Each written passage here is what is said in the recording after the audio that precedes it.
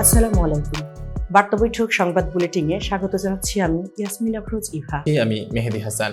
প্রথমেই সংবাদ শিরোনাম। সংবিধান প্রতিস্থাপন ও আওয়ামী লীগকে অপ্রাসঙ্গিক করা নিয়ে আলোচনা। পুলিশের নির্বাচনী পদক বাতিল করেছে সরকার। জাহাঙ্গীরনগরে অনশন ভাঙলেন ছাত্র আন্দোলনের হামলাকারীদের বিচার চাওয়া শিক্ষার্থীরা। রান তাড়ার লড়াইয়ে ভারত অস্ট্রেলিয়ায় টেস্ট দর্শক উপস্থিতির নতুন রেকর্ড। রাশমিকা শ্রদ্ধা থেকে তৃপ্তি, বলিউডে রাজত্ব করল কার সিনেমা। এতক্ষণ শুনছিলেন শিরোনাম, এবার বিস্তারিত। সংবিধান প্রতিস্থাপন ও আওয়ামী লীগকে অপ্রাসঙ্গিক করা নিয়ে আলোচনা। জুলাই অভ্যুত্থানের মধ্য দিয়ে দেশের মানুষ বর্তমান সংবিধানের বিপরীতে অবস্থান নিয়েছে বলে মনে করে বৈষম্য বিরোধী ছাত্র আন্দোলন। তারা ৭২-এর সংবিধানকে মুজিববাদী সংবিধান হিসেবে উল্লেখ করেছে। এই মুজিববাদী সংবিধান কিভাবে গণমানুষের আকাঙ্ক্ষাকে বিনষ্ট করেছে এবং ঠিক কিভাবে রিপ্লেসমেন্ট প্রতিস্থাপন করা হবে সেটি জুলাই বিপ্লবের ঘোষণাপত্রে স্পষ্ট করা হবে বলে জানিয়েছে বৈষম্য বিরোধী ছাত্র আন্দোলন।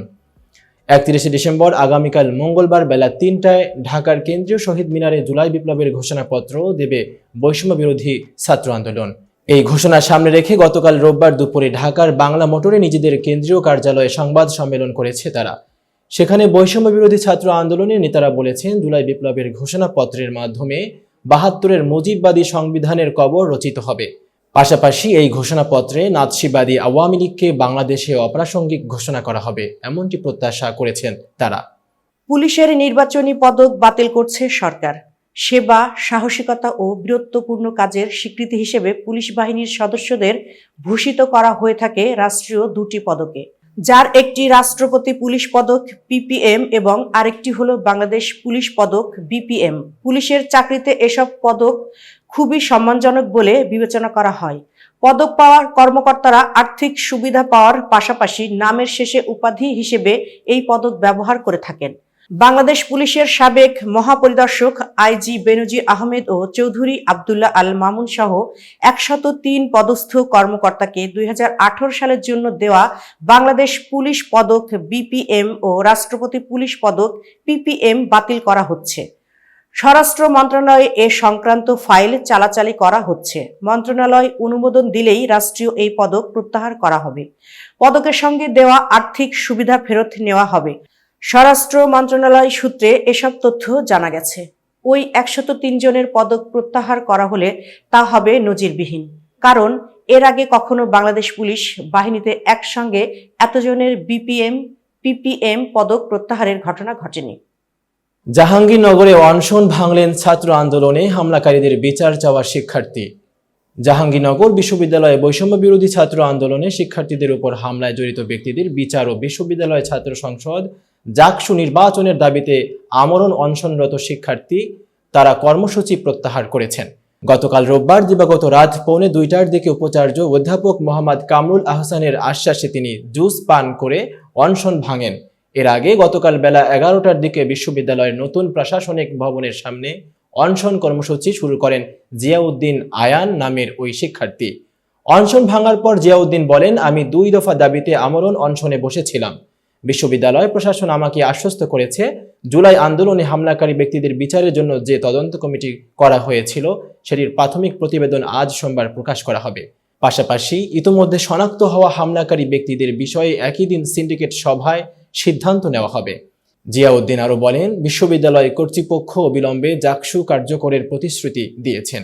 তারা বলেছে, আজ জাকসু নির্বাচনের রোডম্যাপ প্রকাশ করা হবে এবং ৩১ ডিসেম্বরের মধ্যে নির্বাচন কমিশন গঠন করা হবে।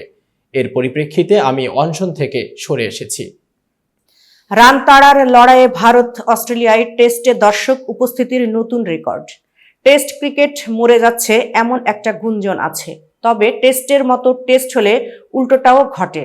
মেলবোর্ন এমসিজি টেস্টের কথাই ধরুন, দর্শক উপস্থিতির নতুন রেকর্ড হয়েছে চলমান এই বক্সিং ডে টেস্টে।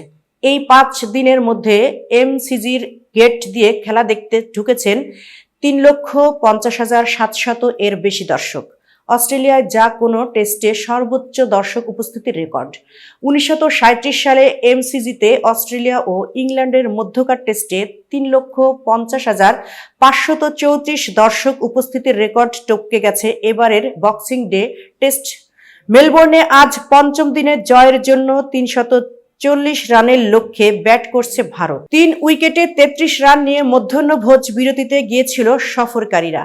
এ প্রতিবেদন লেখা পর্যন্ত তাদের সংগ্রহ 3 উইকেটে 86। ব্যাট করছিলেন যশস্বী জয়সওয়াল 52 ও Rishabh Pant 14। Cricket Australia CA আজ জানিয়েছে, পঞ্চম দিনের প্রথম সেশনে এরই মধ্যে 51,371 জন দর্শক এসেছেন এমসিজিতে। বিকেলের সেশনে দর্শক আরও বাড়বে। রাশমিকা শ্রদ্ধা থেকে তৃপ্তি, বলিউডে রাজত্ব করলো কার সিনেমা। 2024 সালের ভারতীয় সিনেমার কথা লিখতে বসলে আপনাকে প্রথমেই লিখতে হবে কয়েক বছর ধরে বহুল চর্চিত সেই বাক্য, দক্ষিণী ছবির দাপটে কোণ ঠাসা বলিউড। চলতি বছর সবচেয়ে বেশি আয় করা ভারতীয় সিনেমার মধ্যে 4টি কেবল হিন্দি। তবে 2024 সালে বলিউড যা করতে পেরেছে সেটা হলো হরর কমেডি। এই থিমে বানানো 3 সিনেমা স্ত্রী 2, ভুল ভুলাইয়া 2 ও মুঞ্জা ভালো ব্যবসা করেছে। বিশেষভাবে উল্লেখ করতে হয় অমর কৌশিকের স্ত্রী 2 এর কথা। মাত্র 60 থেকে 70 কোটি রুপি বাজেটে নির্মিত সিনেমাটি প্রায় 900 কোটি ব্যবসা করেছে। এছাড়া কিরণ রাওয়ের লাপাতা লেডিস, আনন্দ একার্ষির আত্মাম, ইমতিয়াজ আলীর অমর সিং চামকিলা, সুচি তালাতির গার্লস উইল বি গার্লস, তামিজারাসান পাজামুথুর লাব্বার পান্ধু, চিদাম্বরমের মঞ্জুম্মেল বয়েজ, ভেঙ্কি অতুলের লাকি ভাস্কর, নন্দিতা রায় ও শিব প্রসাদ মুখোপাধ্যায়ের বহুরূপী প্রশংসিত হয়েছে। এতক্ষণ বার্তা বৈঠকের সাথে থাকার জন্য ধন্যবাদ। নতুন নতুন তথ্য ও সংবাদ পেতে বার্তা বৈঠকের ইউটিউব চ্যানেল এবং ফেসবুক পেজের সাথেই থাকুন।